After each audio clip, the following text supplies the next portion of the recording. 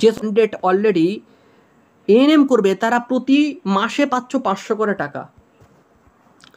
Proforma এটুতে direct mention করে দিয়েছে 2024 সালে পাস আউট ক্যান্ডিডেটরাই কেবলমাত্র প্রোফর্মা এটুটা বানাতে পারবে।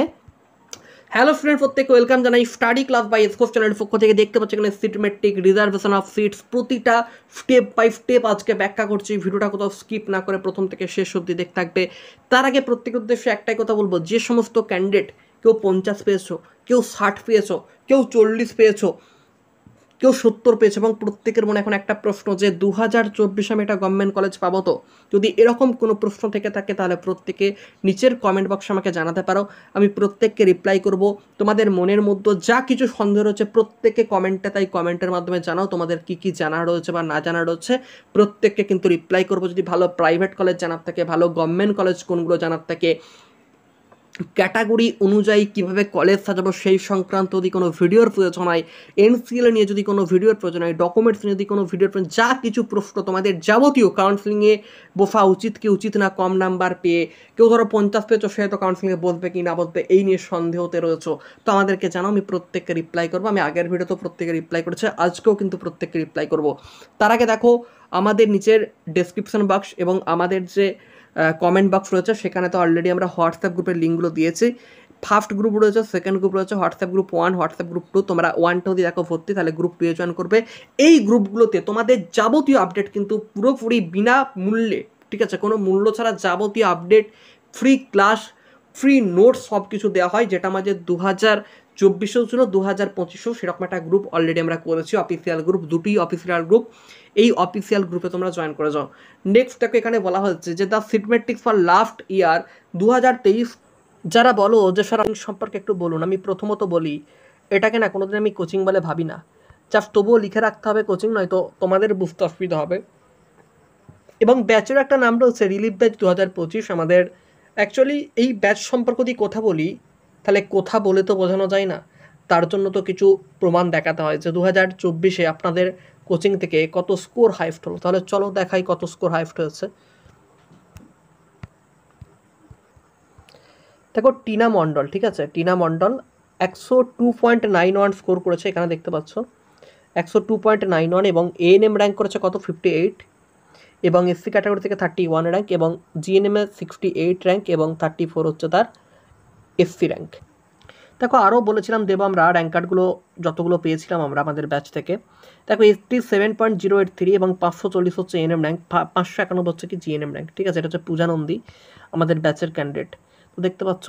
এবার বলো যে যদি খুব ভালো করে না পড়ানো হয় তাহলে কি স্কোরগুলো নিজে থেকে করা যায়? হ্যাঁ, করা যায়, কিন্তু তার সঙ্গে যথেষ্ট একটা গাইডেন্সের প্রয়োজন আছে বলেও আমি মনে করি, কারণ এরা বিগত বছরেও পরীক্ষা দিয়েছিল। বিগত বছরের তুলনায় র্যাঙ্ক কিন্তু এবছর অনেকটাই গিয়ে, কারো র্যাঙ্ক 6000-এ গিয়ে, কারো র্যাঙ্ক 5000-এ গিয়ে, কারো মার্কস বেড়েছে 30 থেকে 40। যেমন পূজানন্দীর আগের বছরের মার্কস ছিল 53 পয়েন্ট সামথিং, এবং এবছর সেই মার্কসটা দাঁড়িয়েছে কত 87। ক্যালকুলেশন করে বলো তো মার্কসটা কতটা বেড়েছে। দেখো ব্যাচ নিয়ে প্রশ্ন করার আগে আমি প্রত্যেককে বলবো, এই ব্যাচ নিয়ে প্রশ্ন না করার আগে একবার তুমি অ্যাডমিশন নিয়ে কয়েকটা দিন ক্লাস করে দেখো, এবং রেগুলার আমার কথাগুলো একটু মেনে চলার চেষ্টা করো।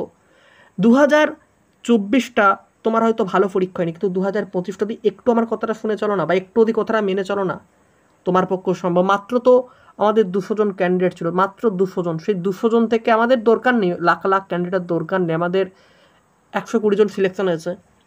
200 জনের মধ্যে 120 জন সিলেকশন পাওয়াটা একটা অত্যন্ত চ্যালেঞ্জিংয়ের ব্যাপার। কোথাও হয়তো 3000 পড়েছে, কোথাও হয়তো 2000 পড়েছে, সেখান থেকে সিলেকশন হয়তো 200 বা 150 বা 300 এরকম হতে পারে, কিন্তু আমাদের কাছে মাত্র 200 জন, সেই 200 জন থেকে 120 জন। কোন চ্যালেঞ্জিংয়ের ব্যাপারটা সব থেকে বেশি বড় বলে তোমাদের মনে হয়, সেটা নিজেরাই একটু জাজ করে নাও।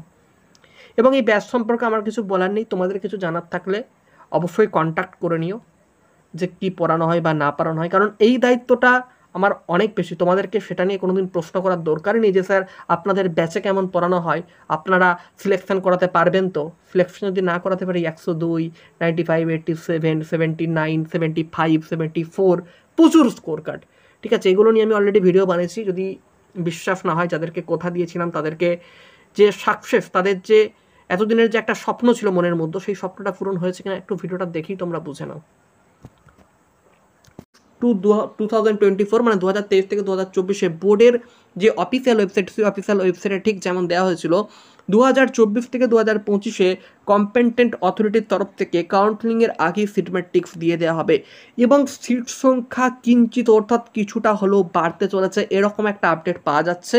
তাই অবশ্যই ভিডিওটা একটা প্রত্যেকে লাইক করে দাও এবং চ্যানেলটা সাবস্ক্রাইব করে রাখো পরবর্তী আপডেটগুলো পাওয়ার জন্য। এবং তোমরা সাবস্ক্রাইব করো কিন্তু বেলটাকে অল করো না, যদি অল না করো নোটিফিকেশান কিন্তু যাবে না, তখন কিন্তু বসে বসে চিন্তা করবে যে কেন ভিডিও আসছে না। আরে বাবা, ভিডিও দেওয়া হয় তোমরা নোটিফিকেশান পাও না, তার জন্য অবশ্যই লাইক করে আর চ্যানেলটাকে সাবস্ক্রাইব করে রাখো এবং পাশের বেলটাকে অল করে রাখো। অবশ্যই প্রত্যেকে কিন্তু লাইক করবে, যত লাইক করবে তত তোমাদের কাছে সমস্ত ডেটা বা ভিডিও বা আমাদের ফ্রি ক্লাসে যে সমস্ত মাঝে মধ্যে আমরা আপডেটগুলো দিই সেগুলো তোমাদের কাছে পৌঁছাবে।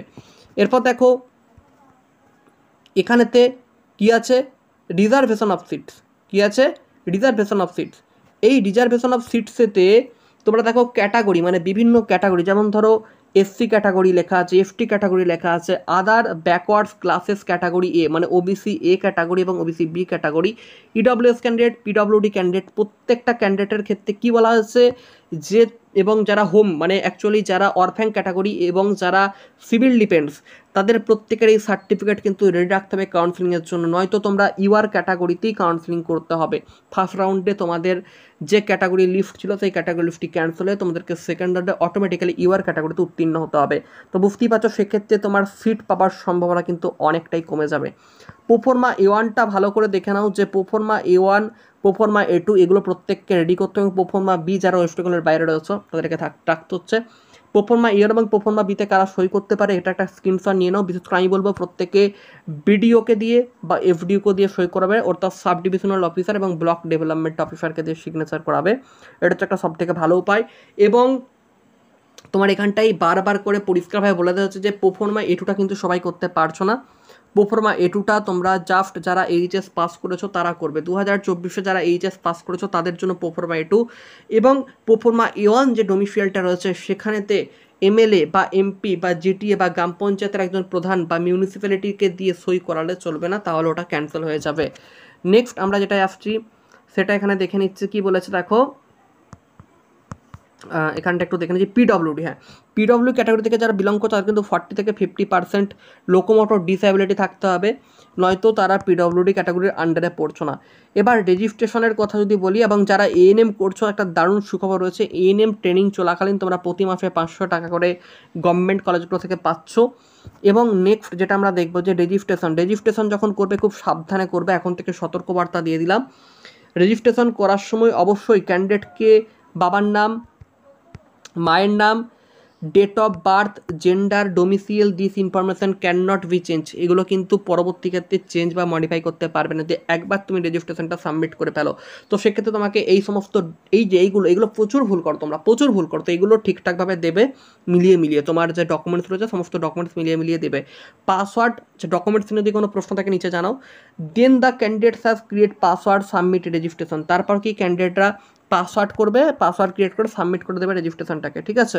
তারপর দেখো বলেছে যদি তুমি কোনো পাসওয়ার্ড ভুলে যাও তাহলে এখানে বলে দেওয়া হয়েছে যে forgot password option, there is no other way to recover the password, পাসওয়ার্ডটা কিন্তু কোনোভাবে রিকভার করা সম্ভব নয়, এখানে ডাইরেক্ট বলেছে, তো সেক্ষেত্রে পাসওয়ার্ডটা লিখে রাখবে, ঠিক আছে। তারপর দেখো এখানেতে অ্যাপ্লিকেশন বলে যে আপলোডিং ইমেজ তোমাদেরকে কেমন আপলোড করতে হবে, দেখো জেপিজি বা জেপিইজি ইমেজে 200 KB এবং 4 থেকে 30 KBর মধ্যে সিগনেচারটা আপলোড করতে হবে। Photo and signature candidate are to be uploaded in one go, ঠিক আছে, একটা ফটো একটা সিগনেচারে তুমি আপলোড করতে পারছো। এবং পেমেন্ট ইউপিআই বা যেমনভাবে করে তোমার দেখে নাও, এখানে 300 টাকা হচ্ছে তোমার এসসি এসটি ওবিসি ক্যান্ডিডেটদের জন্য বা ইডব্লিউএসদের জন্য, এবং জেনারেল ক্যান্ডিডেটদের জন্য 400 টাকা লাগছে, ঠিক আছে, জেনারেল ক্যান্ডিডেটের জন্য 400 টাকা লাগছে। এবং ফিস যদি একবার পেমেন্ট করে দাও কোনোভাবেই ফিসটা কিন্তু রিফান্ড হবে না। নেক্সট যেটা বলেছে কনফার্মেশন পেজ, এই কনফার্মেশন পেজটা প্রত্যেকের কিন্তু থাকতে হবে, যদি এই কনফার্মেশন পেজ না পাও তাহলে এখানে বলছে এটা নট কমপ্লিট, অর্থাৎ রেজিস্ট্রেশনটা কিন্তু কমপ্লিট হবে না, তাই তোমাকে প্রত্যেকে দেখে নেবে যে কনফার্মেশন পেজ দিয়েছে কিনা। এবার দেখো কারেকশান অ্যাপ্লিকেশান, মানে অ্যাপ্লিকেশান মধ্যে তুমি যেগুলো কারেকশান করতে পারবে না, তোমার নাম, বাবার নাম, মায়ের নাম, gender, domicile, date of birth, এগুলো কিন্তু তুমি কোনোভাবে কারেকশান করতে পারবে না বা এডিট করতে পারবে না, তো সেক্ষেত্রে এগুলো খুব সাবধানে দেবে, নয়তো ভেরিফিকেশানে গিয়ে তোমারই সমস্যা হবে। এবার দেখো তোমাদেরকে একটা কথা বলি, যে তোমাদের কলেজ যখন সাজাবে, তোমরা অনেক সময় ভুল করো যে কোন কলেজটা আগে দেবো বা কোন কলেজটা পরে দেবো।